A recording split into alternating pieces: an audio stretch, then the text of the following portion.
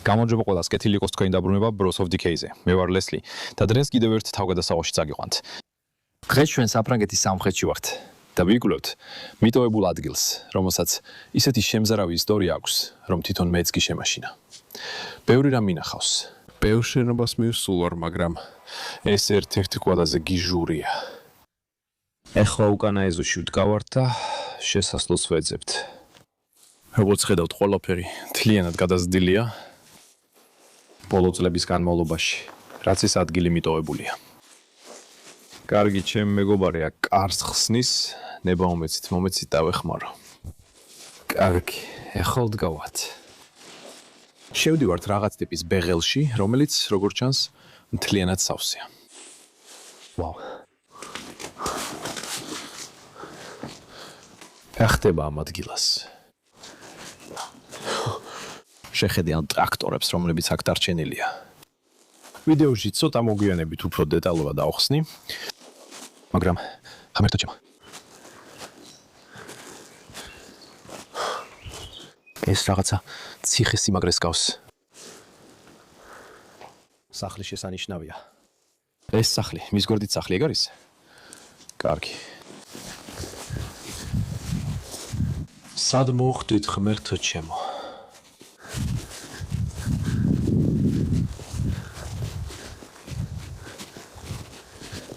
წავიდეთ უკანა ეზოდან და დიახ, ეს ის ადგილია, რისთვისაც მოვედით.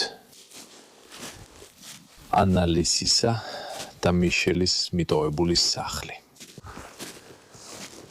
ვაუ. პანჯარა აქ უბრალოდ ღია. მოდი შევიდეთ და ვნახოთ, რა დარჩა შიგნით.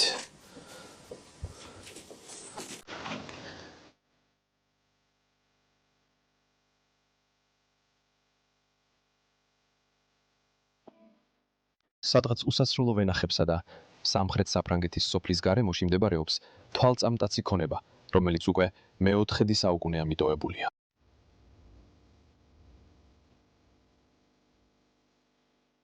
ოჯახი მულე აქ ცხოვრებას დაიწყო მანამდე, სანამ ნაპოლეონი საფრანგეთის სამეფოს მართავდა. წლების განმავლობაში მათ წარმატებული ბიზნესი შექმნეს ხურძნის მოყვანასა და ღვინის წარმოებაში.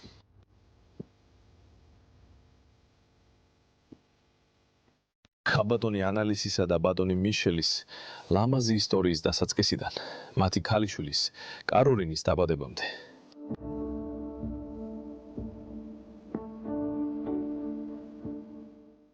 კაროლინი ჩვეულებრივი ბავშვი არ იყო.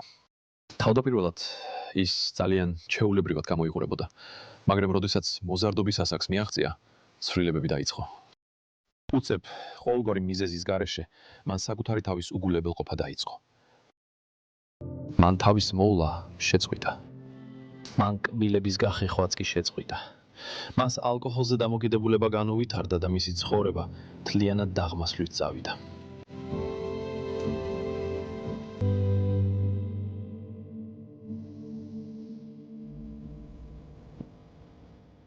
მოყოლილია, რომ ის ფანჯიდან გამრელებს უყვიროდა და ზოგჯერ ციგნებსაც ესწროდა.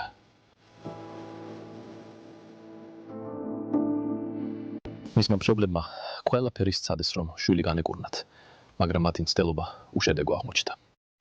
ერთ კონკრეტულ ღამეს, როცა ის 24 წლის იყო, ძილში ალკოჰოლით მოწამლით გარდაიცვალა.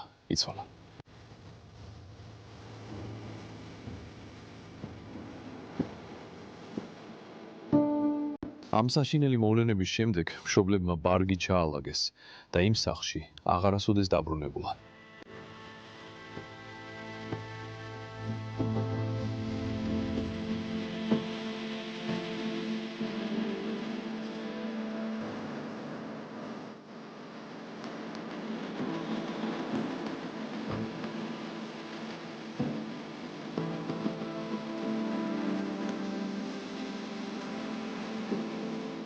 მოდით მისი შიგთავსი დავთვალიეროთ, რათა პასუხი ვიპოვოთ ამ უცნაურ ისტორიაზე.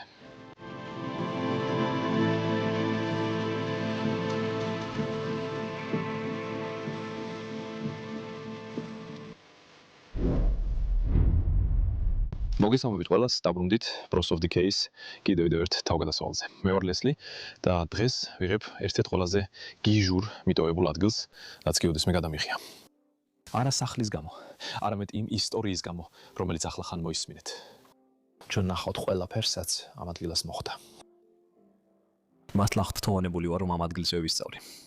ეს სამხრეთ საფრანგეთშია და ეს ადგილი უკვე 35 წელია მიტოვებულია. ანალიზი და მიშელი კაროლინის მშობლები კაღოლინი სინამდვილეში ფრანგულად ნოტყვა კაღოლინი დატოვეს ეს ადგილი გაფრთხილების გარეშე ჩაალაგეს ბარგი და აღარასოდეს დაბრუნებულან. მოდი ეს ადგილი გაჩვენოთ. ეხლა მოგიყვებით რა მოხდა აქ და მოდი მათი ისტორია გავამშავოთ. როცა ეზოში სიარულს ვიწყებთ, პირველი რასაც ვხედავთ, არის მანქანა, რომელიც მათ დატოვეს. ეს არის 2 ცხენის ძალის Citroen-ის მანქანა და ვფიქრობ ის 1960-ან ან 70-იან წლებშია გამოშვებული. ეხლა თლიანად ეკალბარდითა და ვაზით არის დაფარული. შეხედე აქ. ეს მანქანა უბრალოდ ნადგურდება იმ 35 წლის განმავლობაში, რაც კაროლინა მიშელმა დატოვა აქ. რა საოცარი აღმოჩენა. და ის კარი იქ მიგვიყვანს მათ საკუთრებაში. მოდით სადოთ აქედან გავიაროთ. უკვე შეგიძლიათ ნახოთ ბევრი რამ იატაკზე. არ ვიცი რა სახის ბიზნესი გქონდათ ამ ხალხს, მაგრამ მგონია რომ ეს რაღაცას სოფლის მეურნეობის ტექნიკასთან ჰქონდა კავშირი. ეხლა კას გავუღებ ჩემს ოპერატორს მარტინს. კარგად ხარ, იმიტომ რომ ეს საკმაოდ რთულია ამ ვაზებსა და ეკლებთან ერთად. არ მინდა რომ ისინი თვალებში შეგხვდეს ან რამე მსგავსი მოხდეს. ვაუ, უბრალოდ ბეღელში აღმოჩნდით. და მართლა ჩანს რომ ამ ხალხს რაღაც კავშირი ჰქონდა სასოფლო სამეურნეო ტექნიკის წარმოებასთან და გაბიდვასთან. მე გაჩვენებ და გამომგევი. და ვნახავთ ყველა ხელსაწყოს, რომლებიც აქ ჯერ კიდევ არის. ყველაფერი დატოვებულია. იქვე შეგიძლია აჩვენო მათ. აქ მიშელი მუშაობდა იმ აღჭურვილობაზე, რომელიც თვითონ დაამზადა. და მე მჯერა რომ აქ ცხოვრები ეს ხალხიც ძალიან დიდარი იყო. რადგან აქ ირგვლივ ძალიან ბევრი არტეფაქტია, რაც ამას ამტკიცებს. შეხედეთ აქტორებს, რომლებიც აქ დარჩენილია. ესენი ალბათ მინიმუმ 100 წელზე მეტის უნდა იყოს. არა, 100-ობით არა. 100 წელზე მეტის. ფოლადის საბურავები. ასეთი ტრაქტორები ძალიან დიდი ხანი არ გვინახავს. აქ უკან უფრო ახალი ტრაქტორიც აქვთ. იქ წერია ნაფილდი. ნაფილდი ფრანგული ტრაქტორია. და კიდევ ერთი იქით. და როცა იმ ტერიტორიაზე შედიხარ, პირველი რაც ხდება, ეს სინამდვილეში არ არის სახლი, სადაც ისინი ცხოვრობდნენ. არამედ რაღაცა ციხესიმაგრის მსგავსი ნაგებობაა, რომელიც დარჩენილია. მე ამას ციხესიმაგრეს დავარქმევდი. ამას ვიდეოს ბოლოს დავათვალიერებთ, მაგრამ ის თლიანად ჩამონგრეულია. ამიტომ ძალიან ფრთხილად უნდა ვიყოთ შიგნით. შემდეგ მათ ტერიტორიაზე შევდივართ.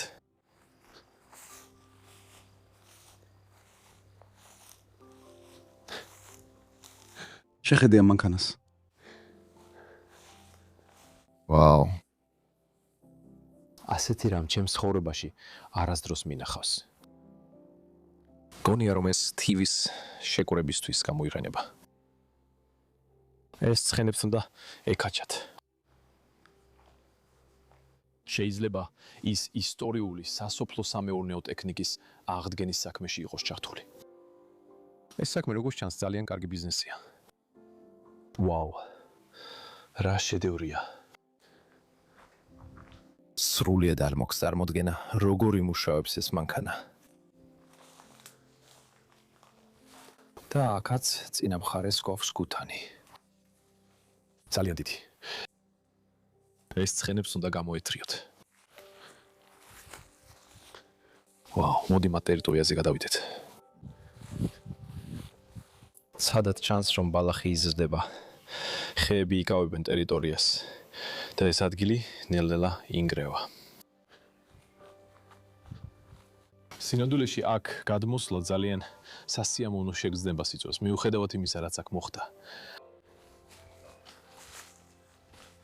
ის კარები იქ მოგვიანებით ვიდეოში დაგვიყვანს ან ციხის ზედა ნაწილში.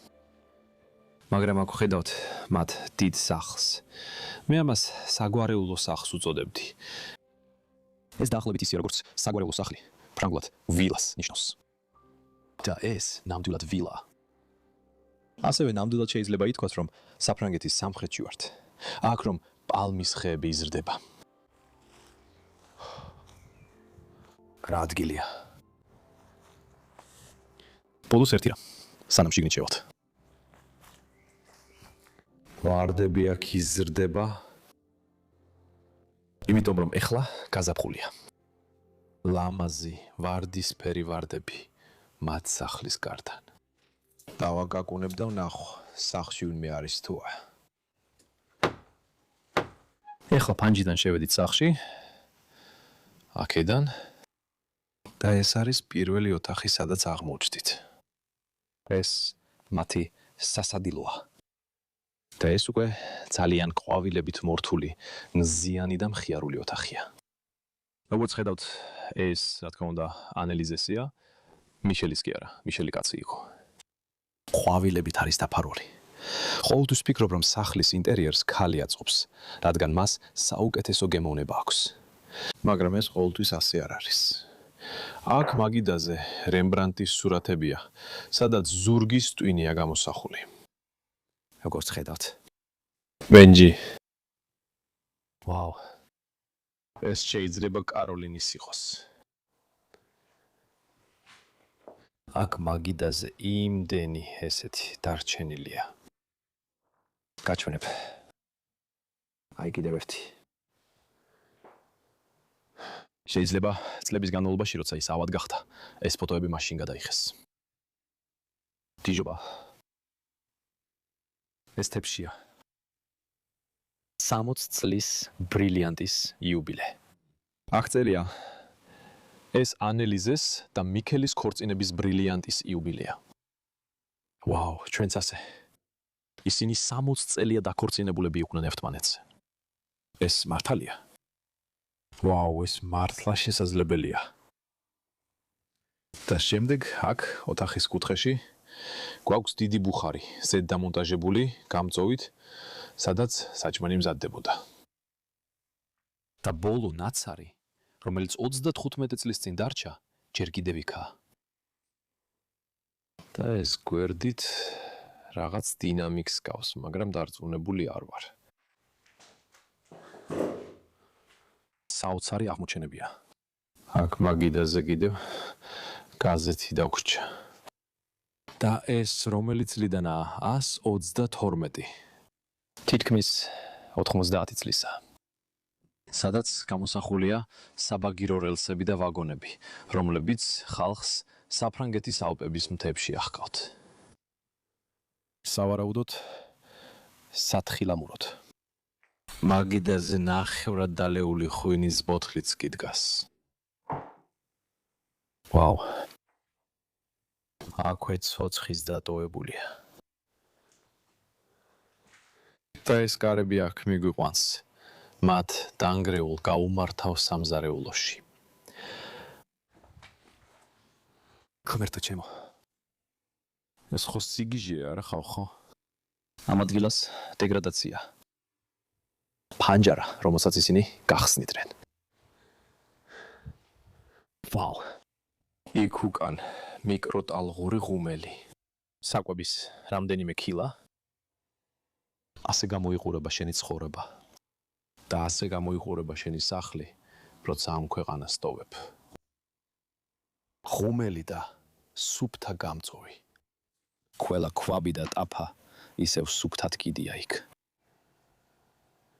ეს გიჟურის ანახაობა.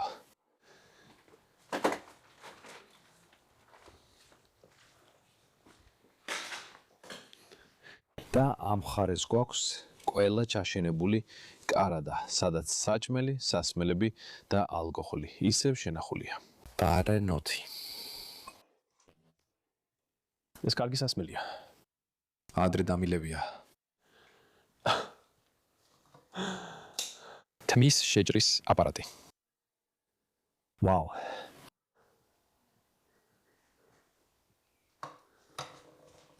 ეს ერთ-ერთია. ეს სასოფლო სამეურნეო მანქანაა. აქ რენო აწერია. ეს 1919 წლიდან, ასე რომ ბატონ მიშელს შეიძლება რაღაც კავშირი ქონოდა ამ მანქანების აღდგენასთან. კარგი, ალბათ ამიტომ ნახეთ ისინი. ისეთი ბევრი იყო ეზოში. და აქ გვერდით გვაქვს ნიჟარა. კარადებში კიდევ უფრო მეტი საჭმელია.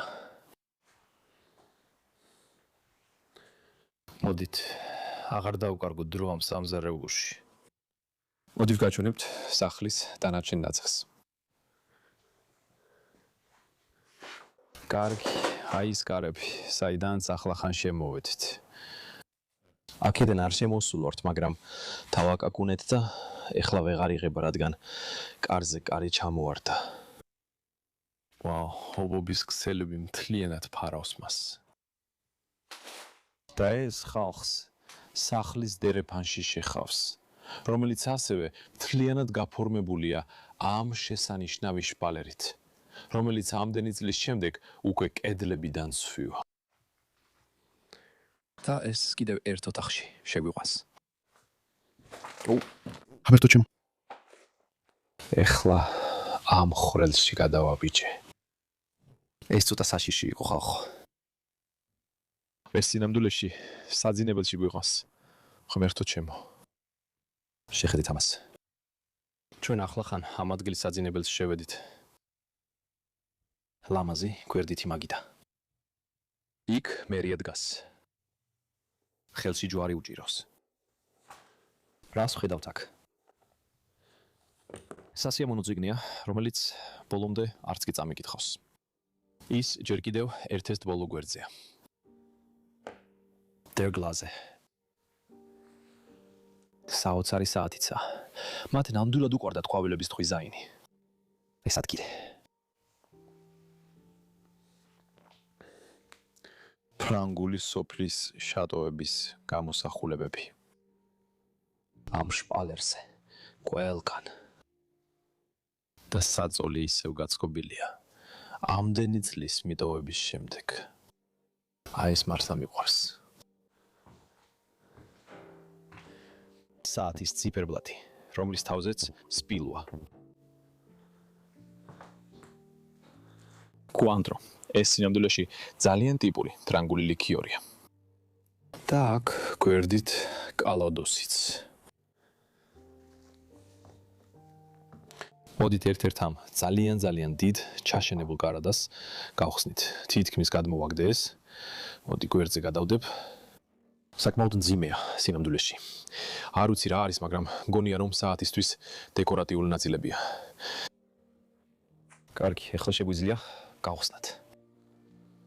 და ეს უბრალოდ კარადაში საცავის ადგილს აჩვენებს. ოთახის შუაში გვაქვს ეს ბუხარი, რომელსაც საღამოს ანთებდნენ, რომ ეს მშვენიერი ოთახი გაეთბოთ. და ბუხრის ზემოთ არის ეს ქორწილის ფოტო, რომელიც სინამდვილეში ამ საკუთრების ტერიტორიაზეა გადაღებული. და ეს ორი ადამიანი, ისინი არიან კაროლინი, ისინი არიან მიშელი და ანელიზე. დარწმუნებული არ ვარ, რადგან ეს ძალიან ძველი ფოტო ჩანს. მაგრამ აქ ხედავ ციხესიმაგრეს მის უკან. არა, ეს 1892 წლიდან. ეს შეიძლება იყოს ანალიზეს და მიშელის ბებია ბაბუა. ყვავილები აქ გამოფენა და მოწყობილი. ამას არ გავხსნი, რადგან ძალიან ბევრი რამ უნდა გადავწიო რომ ის გავხსნა. აქ ქვემოთ კიდევ მეტი ალკოჰოლია. შეხედე მას. აქ შამპანურის ბოთლის გვაქვს. კელვინ, არა, ეს სინამდვილეში ღვინოა. ვაუ. რა თქმა უნდა საფრანგეთში ვართ და აქ ღვინო ძალიან გავრცელებულია. ეს ჯუპილერის თასია. და ეს ლუდია, ჩემი კორნიდან, სინამდვილეში. ბელგიას, რა თქმა უნდა, მსოფლიოში ერთ-ერთი საუკეთესო ლუდი აქვს. ასე რომ, მსგავსი რამ ხშირად შეხვდებათ. და ახლა აქ, შუაში, გვაქვს მაგიდა. რა ლამაზი საფოსტო ბარათია. ვაუ, აქ არის ამ ადგილის, ამ ტერიტორიაზე მდგომი ციხესიმაგრის საფოსტო ბარათი. და თუ დააკვირდებით, ის მანქანა, რომელიც თლიანად ბალახში იყო ჩაფლული ეზოში, აქ ციხესიმაგრის წინ დგას. ღმერთო ჩემო. ეს ძალიან მშვენიერი სურათია. საფოსტო ბარათი. დიახ, საფოსტო ბარათი. ეს რაღაც მინის ფირფიტას გავს, რომელიც, როგორც ჩანს, თვითონ გააკეთეს.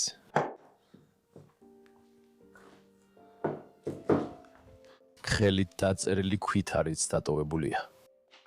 უბრალოდ გადავხედავ ნივთებს და გაჩვენებ. და ქვემოთ ფირფიტების დამკვრელია. ვაუ. და აქ უკანაც კიდევ ერთია ეს. რა ოთახია. კიდევ რაღაცას ვხედავ. კიდევ ერთი აღდგენილი სასოფლო სამეურნეო მანქანა. აქვე მისი გამოსახულება. ვაუ. საოცარია. და კედლის საათიც კი, რომელსაც უკვე აღარ აქვს ციფერბლადი. აქ კედელზე დარჩენილია. შემდეგ შევდივართ ამ ოთახში, რომელიც თვალის კუთხიდან შემამჩნია. და ვფიქრობ, აქ იყო ადგილი, სადაც მიშელმა თავისი საქმეები აკეთა. ანგარიშ ფაქტურებს ამზადებდა და ამ ყველაფერს. შეხედეთ ამ ძალიან მშვენიერ კაბინეტს, რომელშიც ახლა შევედით. ის უფრო ბიბლიოთეკას გავს, ვიდრე კაბინეტს. როცა პირველად შედიხარ ამ ოთახში, ხედავ ამას. მე ვფიქრობ, ეს რაღაც სტომატოლოგის სკამია, რომელიც მან აქ მოათავსა, რომ თავისი სამუშაო შეესრულებინა. მე ვარაუდობ, დიახ, ეს ძალიან მძიმეა. და მას აქვს ეს ბერკეტიც, რომლითაც პაციენტის აწევა და დაწევა შეიძლება. ვფიქრობ, შეგიძლია ასეაციო კიდეც. ვაუ. ის სრულიად იშლება. და აქვე რაღაც მაგიდაც დგას. მისი რამდენიმე სათვალე, რომლებიც აქ დარჩა. და კიდევ ერთი აქ. მოდით, ერთად დავაწყოთ. ზევით საათის ციფერბლადი. ჟურნალი. რენესანსი. 1835 წელი. პარიზიდან. მოდი გავხსნათ ეს. ნახოთ რა არის შიგნით. ეს ძალიან ძველი ბუკლეტია. აქ დარჩენილია. და ის წერილებიც კი, რომლებიც ოდესღაც თავის კლიენტებს მისწერა, აქვე დარჩენილი. თარი რიგ წერია 1964 წელი. 1964 წელი. და ეს სინამდვილეში ლურდიდან გაგზავნილი საფოსტო მარკაა. ვაუ. ასე ხედავ ამ საფოსტო ბარათს, აქ ქვემოთ. გონია რომ ეს ვერსალის სასახლეა, ზუსტად. ლუი მე-16-ის ოთახი. ესე იგი მე-14, ლუი მე-14. ეს იმ ადგილის საფოსტო ბარათია. ჩემი ერთ-ერთი ყველაზე საყვარელი ადგილია საფრანგეთში მოსანახულებლად. აქ მისი ზოგიერთი გასაღებიც კი დარჩენილია. და საფრანგეთის რუკაც. და შეხედე საცარი მაგიდის ამხარეს. ყველა ციგნი, რომელიც აქ არის, შენახული. ძალიან საინტერესო გამოფენაა. ეს ჩემი ერთ-ერთი ყველაზე საყვარელი ადგილია ამ სახლში. და კიდევ უფრო მეტი, ესეთი წერილი დარჩენილი აქ. და ისინი ყველა ხელით არის დაწერილი. ისე როგორც ადრე აკეთებდნენ ხოლმე. ეხლა ყველაფერი კომპიუტერებით მზადდება. მაგრამ ამას დრო და ერთგულება სჭირდებოდა. აქ ზევით გვაქვს პროექტორი ძველი დროიდან. და კიდევ ერთი საათის ციფერბლატი აქ ქვემოთაც არის. ამ ადგილას იმდენი რამაა სანახავი. ვერ უწყვეთ იქით გავლას. შეხედე ამ ეტლს, რომელიც აქ არის გამოსახული. ასევე პარიზის ვერსალის სასახლიდან. და ეს სრულად არის დაწერილი. წერია რომ ეს 1919 წლიდან ეს საფოსტო ბარათი 100 წელზე მეტისა. 100 წელზე მეტისა. და აქ ქვემოთ კიდევ გვაქვს ეს მაგარი საკერავი მანქანა. და ასევე შეხედე ყველა ანგარიშ ფაქტურას, რომლებიც აქ კიდია. ეს ხომ უბრალოდ სიგიჟეა. ესენი ყველა ის ანგარიშ ფაქტურებია, რომლებიც ბატონმა მიშელმა თავისი კლიენტებისთვის შეადგინა. ვაუ, ძალიან მიყვარს. ისეთი ოთახების პოვნა, რომლებიც ისტორიას ინახავენ და დროის კაფსულებივით არიან. ეხლა მოდი, ამ დერეფანში გავიაროთ და სახლში უფრო შიგნით შევიდეთ. აქედან შემოდიოდნენ ადამიანები. და აქედანვე გადიოსდნენ. კიდევ უფრო მეტია. ეს რენტგენის სურათები აქ იატაკზე. ჰარობირებ თითოეულ მათგანზე დეტალურად საუბარს.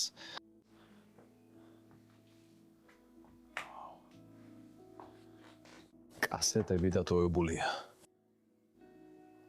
მეტი ხელით. ეს ყველაფერი კასეტებია, რომლებიც მათ გააკეთეს. მათზედაც კი დააწერეს, რომ წერია 1993 წლის 9 ივნისი. და ეს სტაბოდების დროისთვისაა, როგორც ხედავ.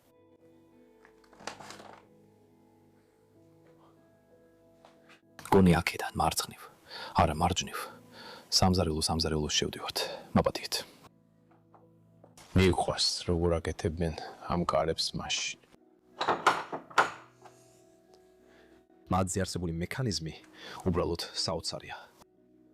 ძალიან დიდი კაფეა, ძალიან დიდი სამზარეულო სინამდვილეში, მხოლოდ 3 ადამიანისთვის. და უზარმაზარი გამწოვი პირდაპირ ჩემს გვერდით. ნატურა. სინამდვილეში გამოვთავ ჩემს ნატურას და გაჩვენებთ. როცა ამ ნატურას გამოვთავ, შეგიძლიათ ნახოთ სინათლე. ზემოდან როგორ შემოდის სინათლე ამ ადგილას. იმედია სწორად ხედავთ ამას. ეხლა ისევ ავანთებ ნატურას და გაჩვენებთ, რომ გამწოვში ვართ. ნათელი უბრალოდ იღურება ამ ადგილას. ვაუ. აქ ქონდათ ხუმელი, საჭმლის ქვაბი, რომლითაც ბოლო კერძი მოამზადეს. მგონია, რომ ანელიზე და მიქელამდე აქ უფრო მეტი ადამიანი ცხოვრობდა. შეხედეთ ამ საჭმლის ქვაბს, რომელიც აქ გვაქვს. ეს ქვაბი მინიმუმ 100 ადამიანის დასაპურებლად არის. ვაუ. წერია აქ. სამსხმელო. ეს რაღაც სამსხმელო მოდელის ნაწილია. დორის დესპოსი. შემიძლია წავიკითხო. არა ძალიან მკაფიოდ, მაგრამ აქედან ქვემოდან გააცხელებდი და შემდეგ ამ ქვაბში შევიძლია საჭმელი მოამზადო. და სამზარეულოში ასევე ძალიან ბევრი საჭმელია დატოვებული. ელპეპა. კონსერვირებული საჭმელი, რაღაც რაც ძალიან ხშირად გვხვდება დავიწყებულ მიტოვებულ ადგილებში. ჩემოდანი, რომელთაც შეიძლება იმოგზაურო მსოფლიოში და ნახო სხვადასხვა ქვეყნები. ეს არის ის, რაც ყველაზე მეტად მიყვარს ცხოვრებაში. მოგზაურობა მსოფლიოს გარშემო. დაინახო სხვადასხვა რამეები, გაიცნო სხვადასხვა ადამიანი. და უზარმაზარი სასადილო მაგიდაც აქვეა დარჩენილი. 2, 4, 5, 6, 7, 8 სკამი. 8 სკამია ამ ადგილას. ვაუ. მგონია რომ მათ მხოლოდ ის პირველი სასადილო ოთახი გამოიყენეს, რომელიც ვნახეთ. აქ გამოსახულია საფრანგეთის ალპური მთები. ზემოთ სამეფო ნატურა.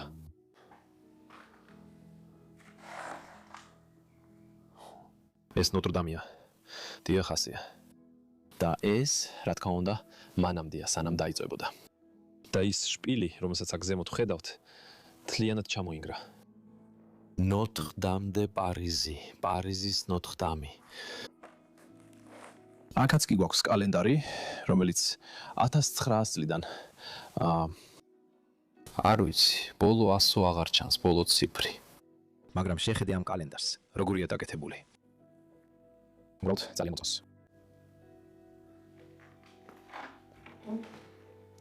აქაც კიდევ დარჩენილია საჭმელი.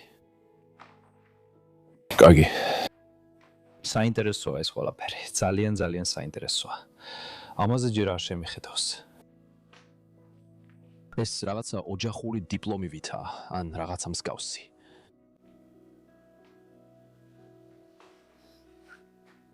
ალკოჰოლის ბოთლები აქ დატოვებულია. კარგი. სამზარეულო ნახეთ. ეს კიბეა. მაგრამ ჯერ კიდევ ერთი ოთახია ამ მხარეს, რომელიც უნდა გაჩვენოთ. მგონია ეს იყო სამეურნეო ოთახი, სადაც სარეცხი კეთდებოდა და საჭმლის ნაწილი მზადდებოდა. ასევე ხედავ აბაზანას. ჯერ მოდი ამ მხარეს მივაქციოთ ყურადღება, რადგან აქ კიდევ ერთი გამწოვია. ვაუ. ამ ოთახშიც ამზადებდნენ საჭმელს, როგორც ხედავთ. ზოგიერთი ხელსაწყო. ამ მხარეს. ვაუ. აქ ანელიზეს რამდენიმე ქუდის დაგვრჩა. ეს კარი. სადაც ჩანს, რომ დიდი ხანი არ გაუღიათ. ობობის ქსელები, ასე აშკარად ჩანს მას. ეს უბრალოდ სიგიჟეა. ტანსაცმლის საკიდები და ყველაფერი. მოდი აბაზანაშიც გაჩვენებ, როგორი იყო ადრე. ეს იყო მათი აბაზანა. აქ იქნებოდა ტუალეტი და ნიჟარა. ძალიან მარტივი.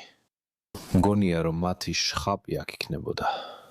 შეხედე მოწყობილობას, რომელიც გააკეთეს შხაპის თავის დასაჯერად. ვაუ. ისინი არ იყვნენ ადამიანები, რომლებიც უბრალოდ ახალს იყიდნენ. ისინი მართლაც ცდილობდნენ ამის შეკეთებას. ისინი მართლაც ცდილობდნენ.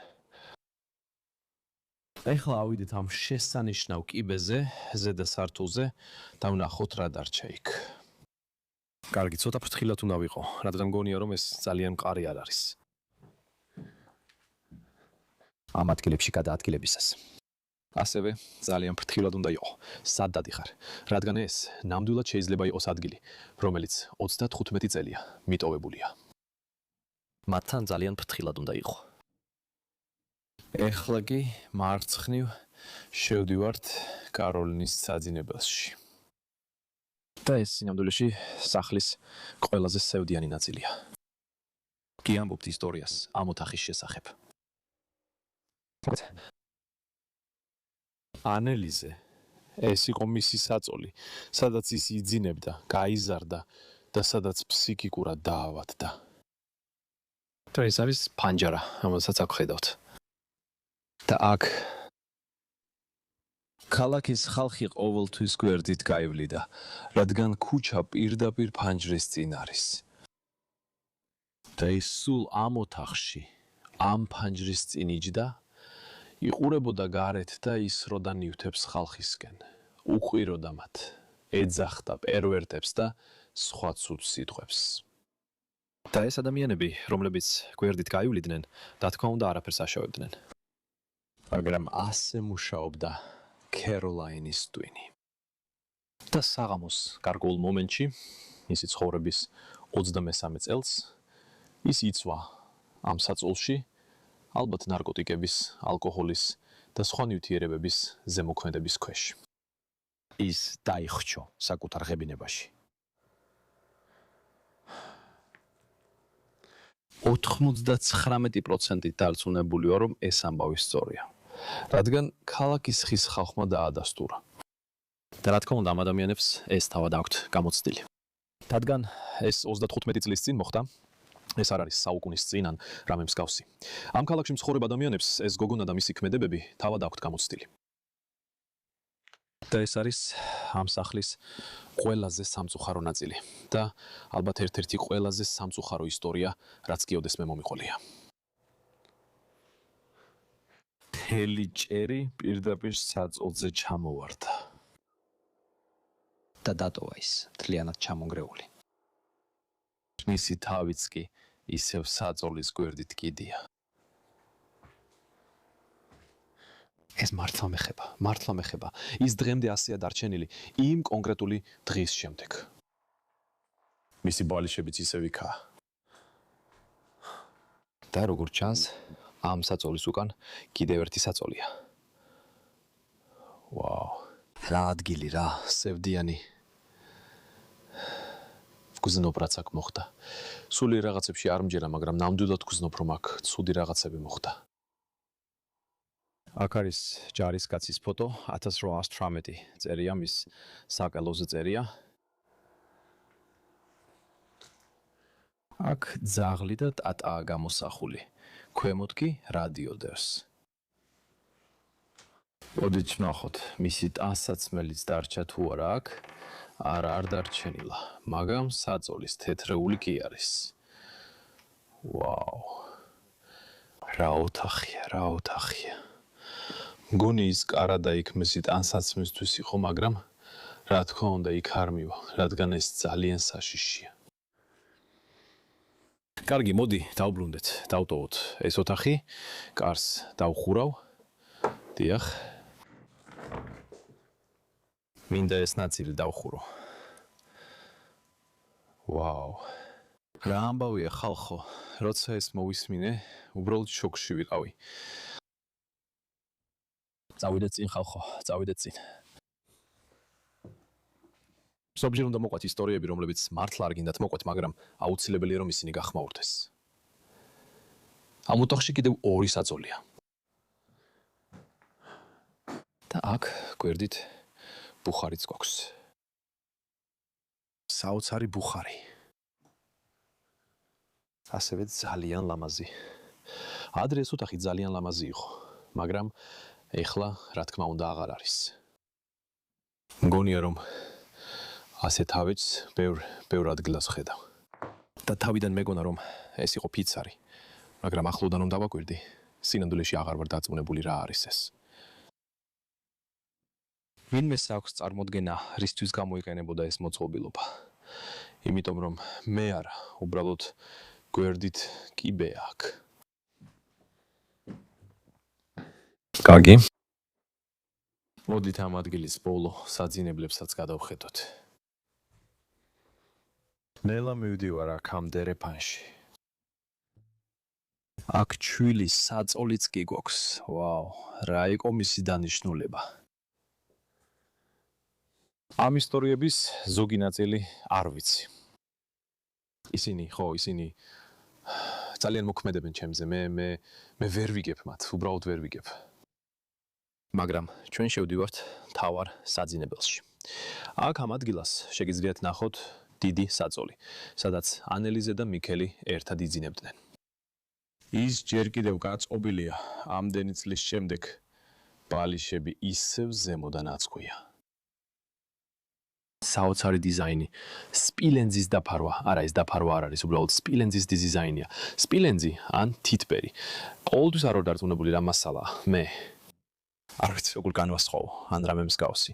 თუ ვინმე შეგიძლიათ მითხრათ, უბრალოდ მაცნობეთ, როგორ შეიძლება განსაზღვრო თითბერია თუ სპილენძი.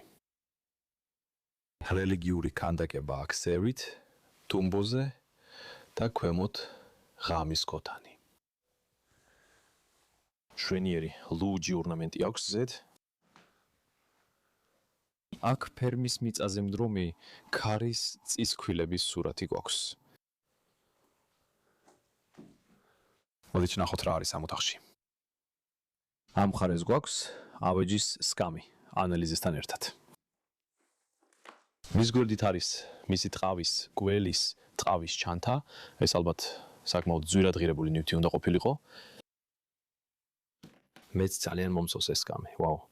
და მგონი ეს არის საპრიალებელი მანქანა, რასაც აქ ხედავთ. დიახ, ეს არის საპრიალებელი მანქანა. ძალიან ძველი ნივთია. და აქ გვაქვს ეს ჩაშენებული კარადები. შეგიძლიათ გააღოთ და შიგნით ჩანს კოსტიუმი, ალბათ ბატონი მიშელის. მისი კალამიც კი ისევ ჯიბეში უდევს აქ. Z-ზე წერია, რომ ეს შეიძლება იყოს ზეთი, რომელსაც ის იყენებდა თავის სასოფლო სამეურნეო ტექნიკისთვის. ვაუ. საინტერესო აქ ძალიან ბევრი რელიგიური გამოსახულებაა. ქვემოთ ახალი ომის საკერავი მანქანაა და ასევე კარადა იგივე დიზაინით. და აქ უკან კიდევ ერთი ბოლო ოთახი გვაქვს. კარგი. და ესეც ადრესაძინებელი იყო, როგორც ხედავთ, ძალიან პატარა. ფრანგულად დაწერილი ჩანაწერი 1953 წლიდან. სასიამოვნოა ამის ნახვა. და აქ ამ მხარეს კიდევ ერთი ბოლო საძინებელი გვაქვს ჩაშენებული კარადებით. ორივე მხარეს.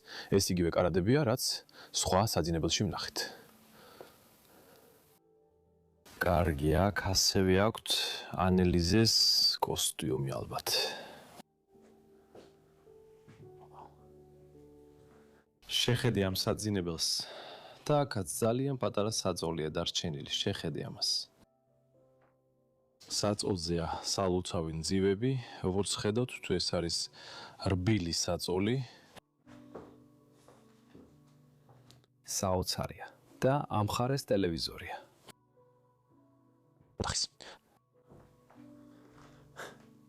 ამაზე უცაც ვერ გამოიყენებ, იმდენად ძველია. სახლში ბოლო შვენიერი ოთახი. ეხლა კი ბოლო რაც უნდა გავაკეთო, შევიხედავ სასახლეში და გაჩვენებთ როგორ გამოიყურებოდა ადრე. ასე რომ წავიდეთ იქ და გაჩვენებთ სასახლეს.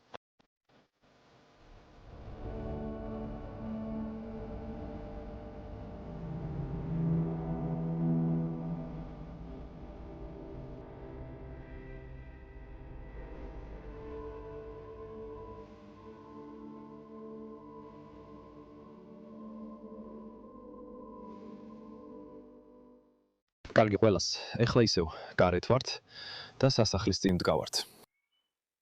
მართლა აღქრთოვანებული ვარ. მინდა ვნახო რა არის იქ. მოდით წავიდეთ და ვნახოთ რა დარჩა ამ ადგილას. რუნემაც მითხრა რომ აქ ღვინის მარანია. აქ არის? მართლა ასეა? მოიცადე, მე აქ მაქვს სინათლე, კარგი? იმიტომ რომ იქ ზემოთ სინათლე გჭირდება, რა თქმა უნდა. ღმერთო ჩემო. ეხლა სასახლეში შევდივართ.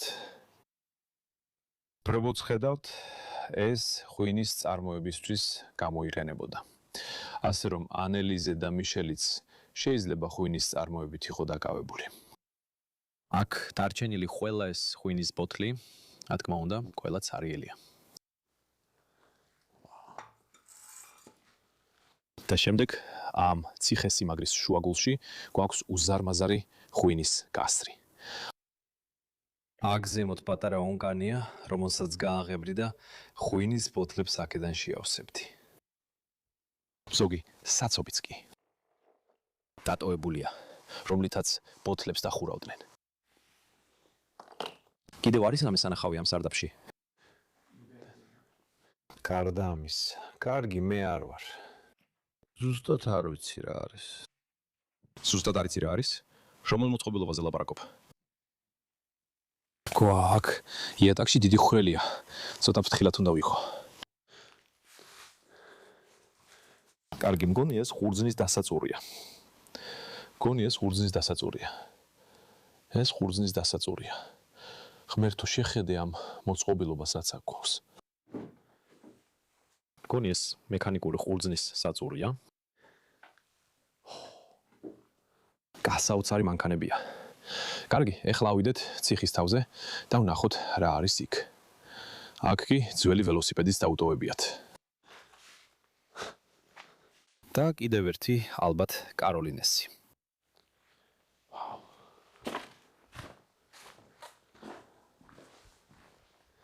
წავიდეთ კიდევ უფრო შორს.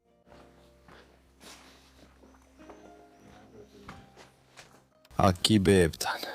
ხო, კარგი, ავიდეთ ზევით. ზემოთ ციხესიმაგრის მწვერვალზე, რომელიც ახლა ინგრევა, როგორც ხედავთ.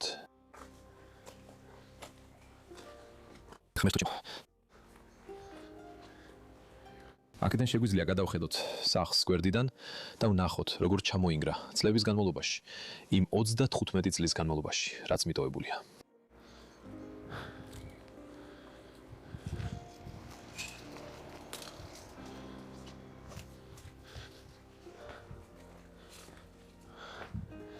ასევე მინდა ესეც შევამოწმო. უზარმაზარი ოთახებია. ყველაზე მეტად სავარაუდოა, რომ აქაც ცხოვრობდნენ ადამიანები, მაგრამ ძალიან ადრე, ანელიზესა და მიშელის დრომდე. და აქ კიდევ ერთი დიდი ოთახი გვაქვს. ვაუ.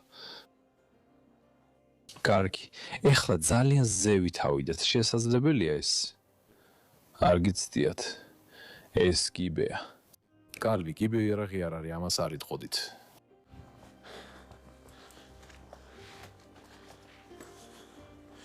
კარგად ხარ? ვონი ეს ყველაზე მაღალი წერტილია, სადაც შეგვიძლია ავიდეთ და აქედან ქალაქის ლამაზი ხედი იშლება. შეიძლება ცოტა შემოგატაროთ. ვაუ! აქედან კარის მხრიდან შეგიძლიათ მთელი ქალაქი და ამ ადგილის ხედი დაინახოთ. გონი აქ დავასრულებ ვიდეოს, სადგან ბუნება იფხრობს ამ ადგილს, ხები იზრდება აქ შიგნით. ვაუ. მინდა მადლობა გადავუხადო ყველას, ვინც უყურეთ ამ კვირის ვიდეოს. ეს იყო საოცარი ადგილი გამოსაკვლევად, გიჟური ისტორია და უბრალოდ ძალიან საინტერესო სანახავი. თუ მოგეწონათ ვიდეო, გთხოვთ მოიწონეთ და გამოიწერეთ არხი. თუ ახალი ხართ არხზე, არ გამოტოვოთ არც ერთი ჩვენი თავგადასავალი. ასევე აღწერაში არის ბმული Patreon-ზე. იქ შეგიძლიათ დაგვიჭიროთ მხარი და დაგვეხმაროთ, რომ გავაგრძელოთ ეს თავგადასავლები მსოფლიოს გარშემო. მინდა მადლობა გადაგიხადოთ ყველას და მომავალ კვირას კიდევ ერთ ეპიკურ თავგადასავალს შეგხვდებით. ნახვამდის, ძალიან მიყვარხართ.